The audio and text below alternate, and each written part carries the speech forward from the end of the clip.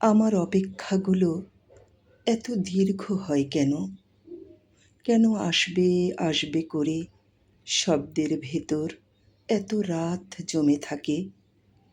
কেন এত দুপুর নিঃশব্দে পেরিয়ে যায়?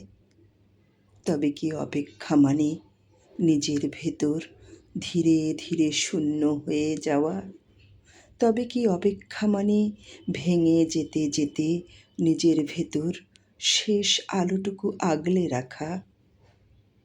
আমার অপেক্ষাগুলো এখন জীবনের সমান দীর্ঘ, যেখানে প্রতিটি দিন প্রতীক্ষায় সন্ধ্যা হয়ে ফিরে, প্রতিটি রাত সকাল হয় নিজেকে অপেক্ষা করতে দেখে। আর হারিয়ে যাবার পর যেটুকু বিশ্বাস বাঁচে তার নাম অসহায়ত্ব। যে অসহায়ত্ব বলতে পারে না, সময় তুমি চলে যাচ্ছ কেন?